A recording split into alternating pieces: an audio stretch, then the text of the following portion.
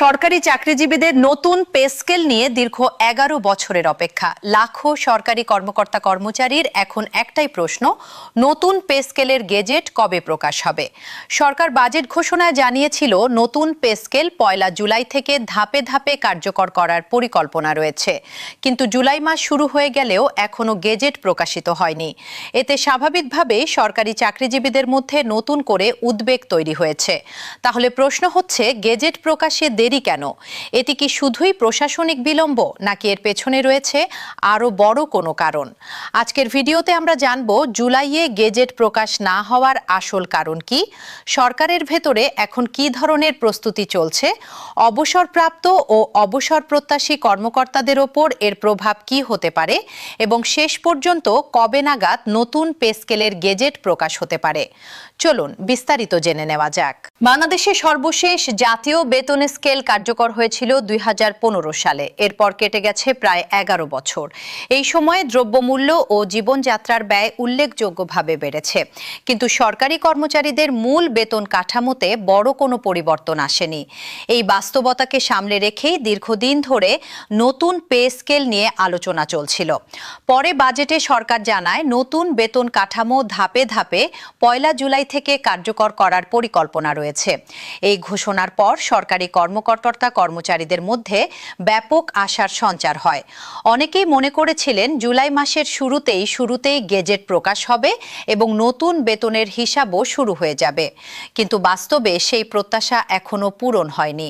এখন পর্যন্ত নতুন পে স্কেলের সরকারি গেজেট প্রকাশিত হয়নি। সংশ্লিষ্ট বিভিন্ন সূত্রের তথ্য অনুযায়ী নতুন বেতন কাঠামোর খসড়া অনেকটাই চূড়ান্ত পর্যায়ে রয়েছে। তবে গেজেট প্রকাশের আগে সরকার কয়েকটি গুরুত্বপূর্ণ বিষয় নিয়ে কাজ করছে। এর মধ্যে সবচেয়ে গুরুত্বপূর্ণ বিষয় হলো সফটওয়্যার সমন্বয়। আগে সরকারি বেতন নির্ধারণের অনেক কাজ হাতে করা হলেও বর্তমানে সরকারি কর্মকর্তা কর্মচারীদের বেতন, বার্ষিক ইনক্রিমেন্ট, পেনশন, গ্র্যাচুইটি, জিপিএফ সহ প্রায় সব আর্থিক কার্যক্রম ডিজিটাল প্ল্যাটফর্মের মাধ্যমে পরিচালিত হয়। বিশেষ করে আইবাস প্লাস প্লাস এবং ইলেকট্রনিক ফান্ড ট্রান্সফার বা ইএফটি ব্যবস্থার মাধ্যমে দেশের লাখ লাখ সরকারি কর্মচারীর বেতন পরিশোধ করা হয়। নতুন পে স্কেল কার্যকর হলে এই পুরো সফটওয়্যার ব্যবস্থা একসঙ্গে বড় ধরনের পরিবর্তন আনতে হবে। যদি এসব পরিবর্তন যথাযথভাবে পরীক্ষা নিরীক্ষা ছাড়া কার্যকর করা হয়, তাহলে বেতন নির্ধারণে ভুল, ইনক্রিমেন্টের হিসাব, পেনশন গণনা কিংবা গ্র্যাচুইটি নির্ধারণে বিভিন্ন ধরনের জটিলতা দেখা দিতে পারে।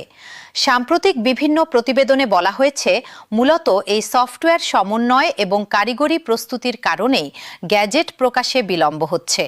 এর পাশাপাশি অর্থ মন্ত্রণালয় নতুন বেতন কাঠামো বাস্তবায়নের আর্থিক প্রভাবও পর্যালোচনা করছে।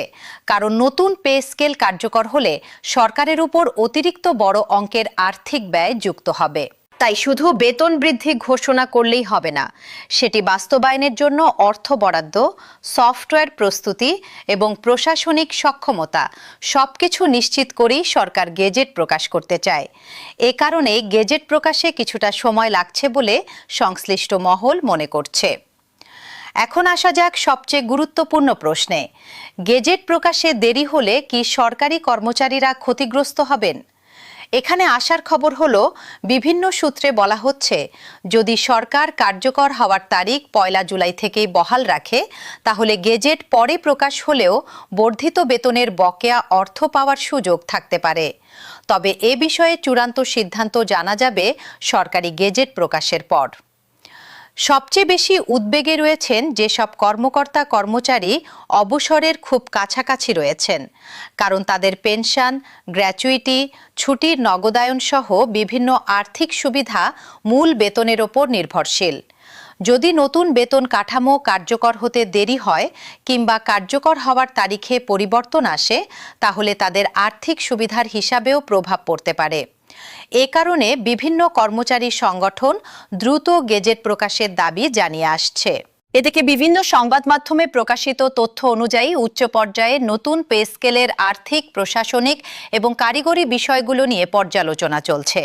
তবে সেপ্টেম্বর মাসের মাঝামাঝি কিংবা শেষ দিকে গেজেট প্রকাশ হতে পারে এমন আলোচনা থাকলেও এটি এখনও সরকারিভাবে নিশ্চিত করা হয়নি।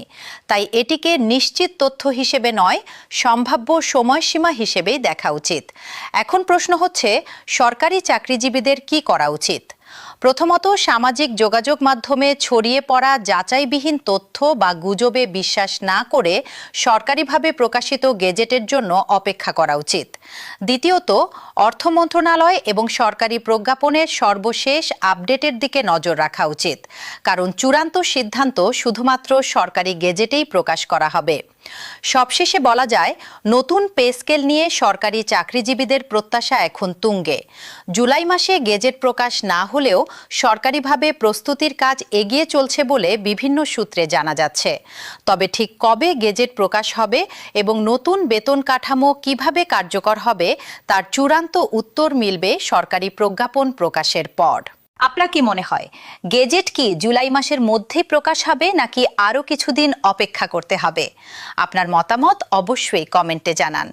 ভিডিওটি ভালো লাগলে একটি লাইক দিন, শেয়ার করুন এবং সরকারি চাকরি ও নতুন পে স্কেলের সর্বশেষ আপডেট পেতে আমাদের চ্যানেলটি সাবস্ক্রাইব করে পাশে থাকা বেল আইকনটি অন করে রাখুন। ধন্যবাদ। সবাই ভালো থাকুন। আল্লাহ হাফেজ।